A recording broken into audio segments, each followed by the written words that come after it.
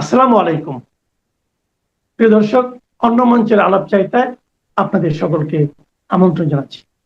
দক্ষিণ এশিয়ার প্রায় একই বৈশিষ্ট্যের দুটি দেশ, অনেকটা একই ধরনের আন্দোলনের মুখে সরকার পতনের দৃশ্য। তবে তারপর দুটি দেশের দৃশ্যপট যেন দুটি দিকে গেল বেঁকে।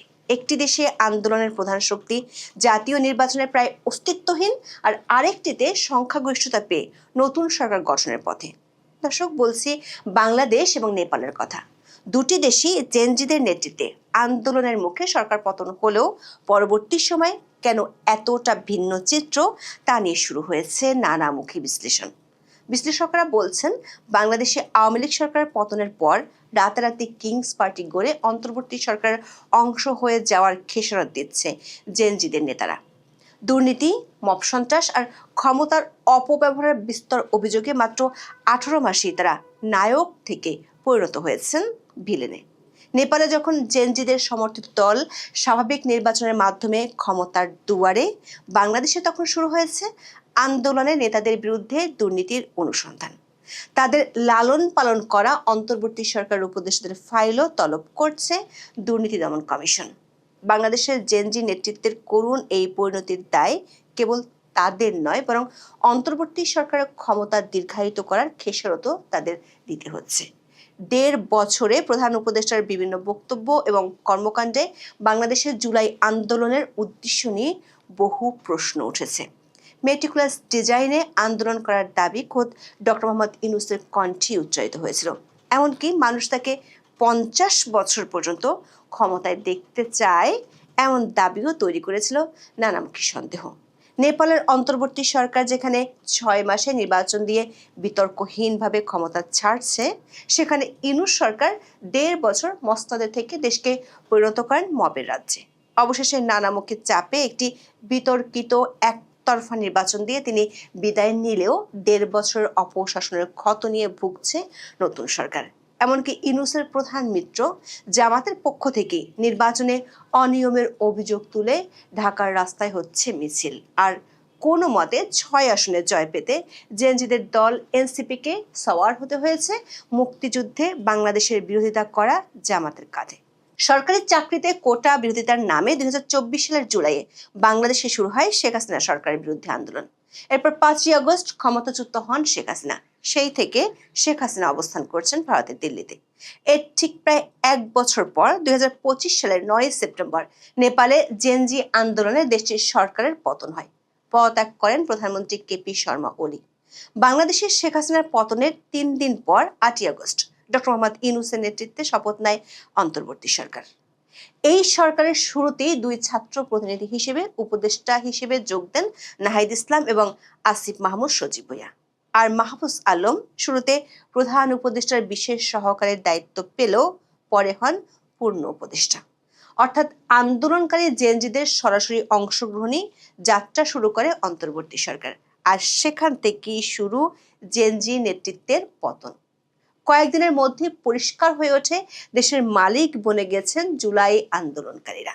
আর তারা সরাসরি প্রশ্রয় পেয়েছিলেন ডক্টর মোহাম্মদ ইউনূসের। প্রায় 1.5 মাসের মাথায় নিউ ইয়র্ক সফরে গিয়ে মাহফুজকে জুলাই আন্দোলনের মাস্টার মাইন্ড হিসেবে সবার সামনে তুলে ধরেন ডক্টর মোহাম্মদ ইউনূস। এর কয়েক মাস পর 2025 সালের 28শে ফেব্রুয়ারি কিংস পার্টির তকমা নিয়ে যাত্রা শুরু করে জুলাই আন্দোলনকারীদের দল জাতীয় নাগরিক পার্টি বা এনসিপি। দলের আত্মপ্রকাশের আগে ডক্টর ইউনূস নিজেই সাক্ষাৎকারে দাবি করেন তার উৎসাহে গঠিত হচ্ছে ছাত্রদের দল। এরপর সরকারের সরাসরি দয়া দাক্ষিণে এনসিপির কার্যক্রম পরিচালিত হতে দেখা গেছে। এমনকি সেনা নিরাপত্তায় দেশের বিভিন্ন জায়গায় সভা সমাবেশ করতেও দেখা গেছে। গোপালগঞ্জে সেনাবাহিনীগুলিতে মানুষ খুনও করা হয়েছিল ইউনূস সরকারের আমলে। বিভিন্ন জায়গায় মব সন্ত্রাস সহ থানা থেকে অপরাধীদের ছাড়িয়ে আনার মতো দাপটও দেখাতে শুরু করে কিংস পার্টির নেতারা। আওয়ামী লীগের কার্যক্রম নিষিদ্ধ সহ সরকার ইচ্ছা পূরণের জন্য সাজানো আন্দোলনের কারণে বাড়ে বিতর্ক। সব মিলিয়ে 1.5 বছরে সম্ভাবনার সবটুকু বাতি নিভিয়ে অস্তিত্ব সংকটের মুখে ডক্টর ইউনূসের স্বপ্নের এনসিপি। একতরফা নির্বাচনের আগে মান বাঁচাতে তারা ভিড়ে যায় জামাতের জোটে। অথচ এর কয়েক মাস আগে জামাতকে স্বাধীনতা বিরোধী দল হিসেবে দায়ী করে সমালোচনা মুখর ছিলেন এনসিপির অনেক শীর্ষ নেতা। এর ঠিক বিপরীত চিত্রই দেখা গেছে নেপালে। সেখানে ওলি সরকারের পতনের পর সুশীলা কার্কির নেতৃত্বে গঠন হয় অন্তর্বর্তী সরকার। তবে সেই সরকারে জেনজিদের কোনো প্রতিনিধি রাখা হয়নি। পুরোপুরি একটি নিরপেক্ষ ভূমিকা নিয়ে 6 মাসের মধ্যে নির্বাচনের ঘোষণা দেন সুশীলা। কথিত সংস্কার কিংবা দল নিষিদ্ধের মতো অগণতান্ত্রিক কোনো পথেই হাঁটেনি দেশের অন্তর্বর্তী সরকার। উল্টো ওলির পতন আন্দোলনের সময়কার বিভিন্ন ফৌজদারি অপরাধের বিচারের উদ্যোগ নিয়েছে নেপাল। অন্তর্বর্তী সরকারের কঠোর অবস্থানের কারণে সেখানে দেখা যায়নি মবের ত্রাস। প্রধানমন্ত্রী সুশীলা উল্টো ঘোষণা দেন নেপালকে তিনি কোনোভাবেই বাংলাদেশের পথে হাঁটতে দেবেন না। সরকারের উপর রাজনৈতিক দল ও তরুণ প্রজন্মের চাপের বিরুদ্ধে কঠোর অবস্থান নিতেও দেখা গেছে সুশীলাকে। বিশ্লেষকেরা বলছেন, সরকার পতন ঘটনার পর নেপালের আন্দোলনকারীরা ক্ষমতার অপব্যবহার না করার কারণে তাদের জনপ্রিয়তায় ভাটা পড়েনি। বাংলাদেশ এবং নেপাল দু দেশই গণ অভ্যুত্থানের ধরনে অনেক মিল ছিল, প্রত্যাশাও ছিল কাছাকাছি। তবে নেপালের জেনজিরা তাদের কর্মকাণ্ড নিয়ন্ত্রণে রাখায় নির্বাচনে শেষ পর্যন্ত সাফল্য পেয়েছে, আর বাংলাদেশে কিংস পার্টির তকমা নিয়ে ভরাডুবি হয়েছে এনসিপির। নেপালে গত সেপ্টেম্বরে তরুণদের নেতৃত্বে সরকার পতনের পর মূলধারার রাজনীতিতে আবির্ভূত হন ৩৫ বছর বয়সী র্যাপার বালেন্দ্র শাহ। 6 মাস পর তার দল রাষ্ট্রীয় স্বতন্ত্র পার্টি আরএসপি নির্বাচনে বড় জয়ের প্রান্তে। প্রাথমিক গণনায় অনেকটাই এগিয়ে আছে নেপালি জেনজিদের পছন্দের দলটি। দলের প্রধান বালেন্দ্র ছিলেন কাঠমান্ডুর সাবেক মেয়র। জাতীয় নির্বাচনে তিনি ঝাপা 5 আসন থেকে বিজয়ী হয়েছেন। এই আসনটি ঐতিহ্যগতভাবে সাবেক প্রধানমন্ত্রী কেপি শর্মা ওলির ঘাঁটি হিসেবে পরিচিত। এবার কমিউনিস্ট পার্টি অফ নেপালের প্রধান ওলি হেরে গেছেন ভোটযুদ্ধে।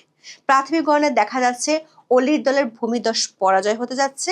হিমালয়ের কোল ঘেঁষা দেশটিতে 165টি আসনে প্রত্যক্ষ নির্বাচন হচ্ছে।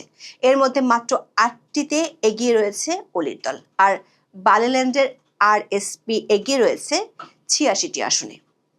নেপালের সবচেয়ে পুরনো দল গগন থাপার নেপালি কংগ্রেস এগিয়ে রয়েছে 8টি আসনে, আর সাবেক আরেক প্রধানমন্ত্রী পুষ্পকমল দহাল ওরফে প্রচন্ডের দল এগিয়ে রয়েছে 7টিতে।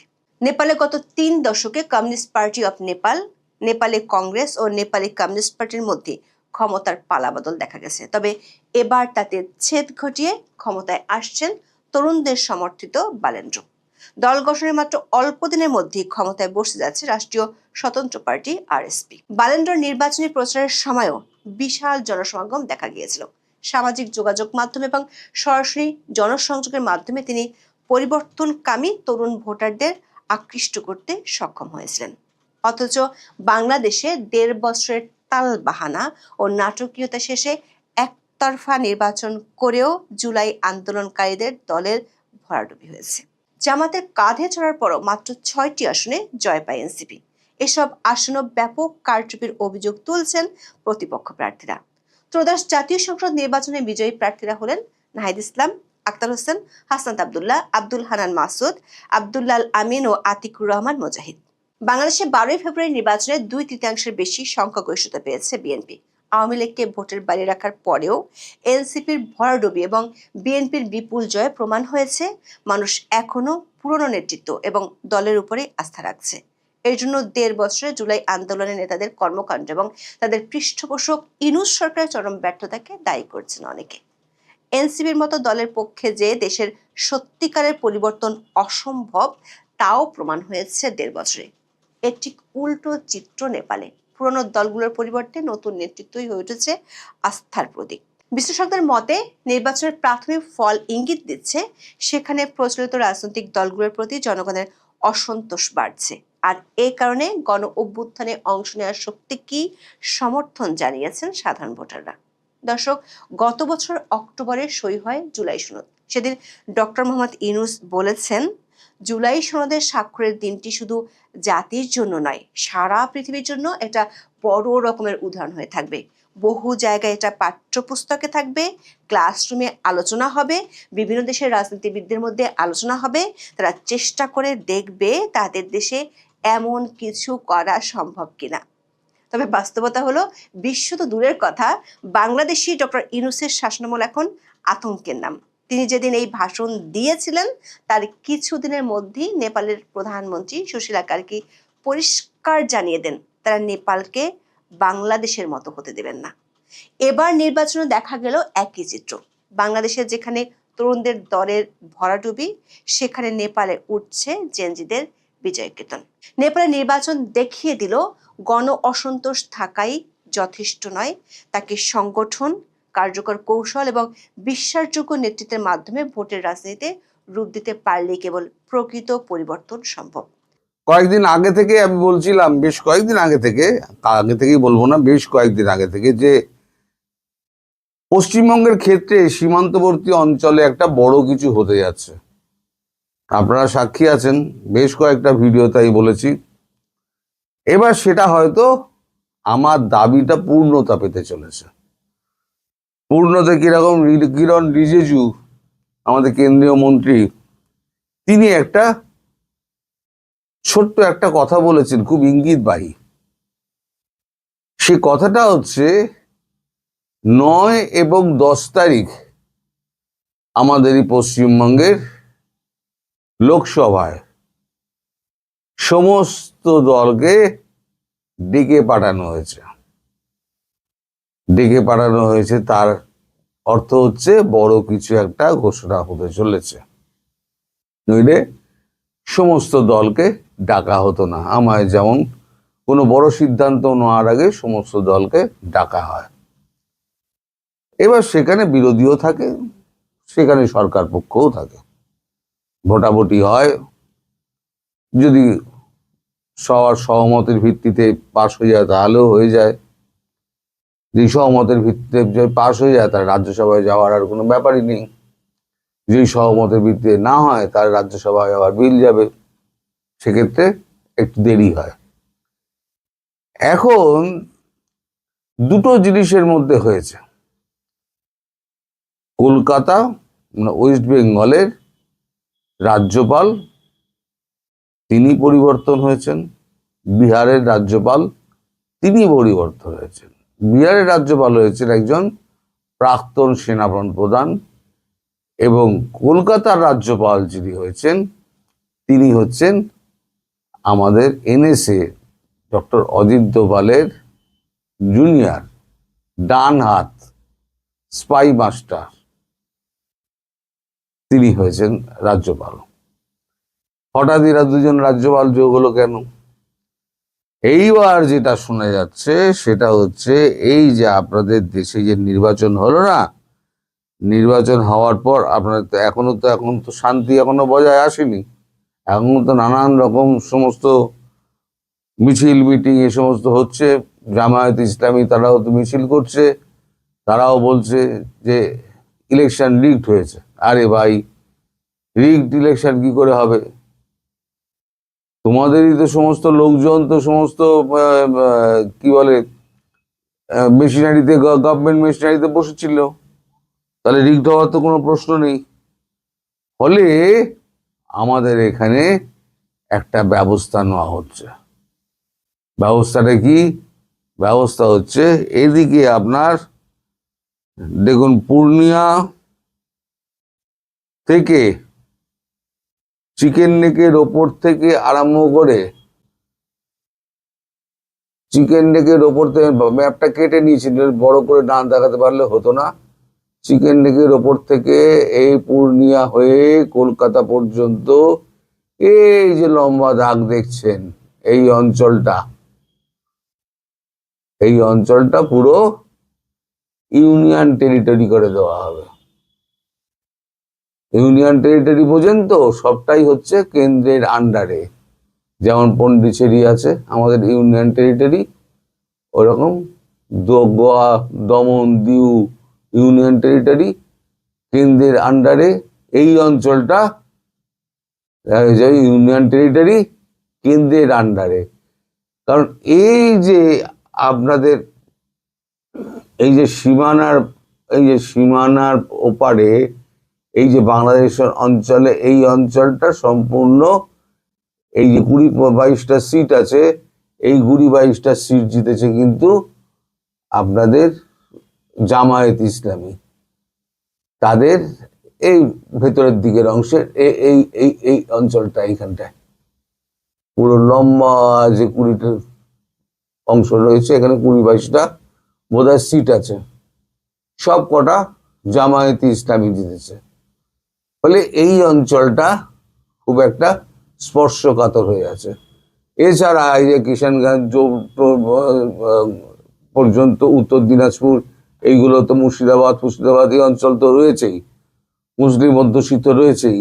পুরো ডেমোগ্রাফি চেঞ্জ করার যে পরিবর্তন করার যে প্রচেষ্টা যেটা করা হয়েছিল, সেই প্রচেষ্টায় কুঠারাঘাত করার জন্য এখন করা হচ্ছে কি, এটাকে ইউনিয়ন টেরিটরি করে দেওয়া হচ্ছে। সরাসরি দিল্লির হাতে ব্যাটন থাকবে, মানে দিল্লির পুলিশ, দিল্লির সেনা, তারপর পুলিশ আর থাকবে না বর্ডারে। এবার সরাসরি ওই অঞ্চলটা ইউনিয়ন টেরিটরিতে যেমন সেনাবাহিনী থাকে, ইউনিয়ন টেরিটরিতে সম্পূর্ণ সেনাবাহিনীর দখলে থাকবে, এবং সেনাবাহিনী 24 ঘন্টা ইউনিয়ন টেরিটরি যেমন পন্ডিচেরি পাহারা দেয়, ওই রকম গোয়া, দমন, দিউ যেরকম পাহারা দেয়, তেমন আমাদের এখানে ওদিকে সীমাঞ্চল বলে একটা অংশ করা হয়েছে। সীমাঞ্চলটা হচ্ছে আপনার বিহার, পূর্ণিয়া ওই অঞ্চল। ওইটাকে বাদ দিয়ে তার এই পাশ থেকে পুরো একদম উত্তর দিনাজপুর, শিলিগুড়ি করিডোর থেকে উত্তর দিনাজপুর হয়ে একদম সোজা এসে একেবারে কলকাতা অবধি যতটা রাস্তা আছে, সীমান্ত আছে, সেই সীমান্তবর্তী অঞ্চলগুলো নিয়ে ইউনিয়ন টেরিটরি হয়ে যাবে। তাহলে কি হবে? তাহলে তো ভোট সময় মতো হবে না। ভোট যদি সময় মতো না হয়, তাহলে পরে ভোট যদি পিছোয়, তাহলে পরে তো মার্চে যদি এপ্রিল মেতে যদি ভোট না হয়, তাহলে পিছিয়ে যায়। তাহলে কি হবে? পশ্চিমবঙ্গের ভোট বা অন্যান্য অঞ্চলে যেগুলো ভোট রয়েছে রাজ্যগুলোতে, সেগুলো প্রেসিডেন্ট রুল জারি করা হয়ে যাবে। আর প্রেসিডেন্ট রুল জারি হয়ে গেলে এই কাজটা করতে আরো সুবিধা হবে। তারপরেই ভোট হবে। এখানে সম্পূর্ণ অন্য সিস্টেমে তখন ভোট হবে।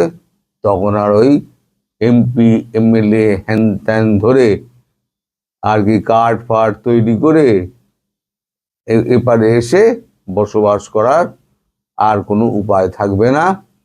আর যারা এখানে এখন ইউনিয়ন টেরিটরির মধ্যে পড়ে যাবেন, যারা এখন ওখানে রয়েছেন অথচ অবৈধ, তাদের কপালে কিন্তু অশেষ দুর্গতি ইউনিয়ন টেরিটরি হওয়ার আগেই হয়ে গেলে। ফলে বাংলাদেশি যারা আছে আমাদের ভারতবর্ষে, এখনো অনুপ্রবেশ করে এখনো চুপি চুপি রয়েছেন ওই বর্ডার অঞ্চল এরিয়াতে, তাদের পক্ষে কিন্তু একটা খুব বড় দুঃসংবাদ আসতে চলেছে 9-10 তারিখের পরে। 9-10 তারিখ এই বৈঠকটা হয়ে যাক, আপনারা সব খবর পেয়ে যাবেন, খবরের কাগজে বেরিয়ে যাবে 9-10 তারিখে বৈঠকটা হচ্ছে। আমি 7 তারিখে খবরটা 3 দিন আগে আপনাদের জানিয়ে দিলাম। এইটা হচ্ছে আসল কথা, যে ইউনিয়ন টেরিটরি হচ্ছে ওয়েস্ট বেঙ্গল পোর্টের পাশে একদম এই অঞ্চল দিয়ে শিলিগুড়ি থেকে একেবারে কলকাতার নিচ অব্দি ইউনিয়ন টেরিটরি হচ্ছে। সুতরাং এখন আর আমাদের এই যে ডেমোগ্রাফিক চেঞ্জের যে চেষ্টা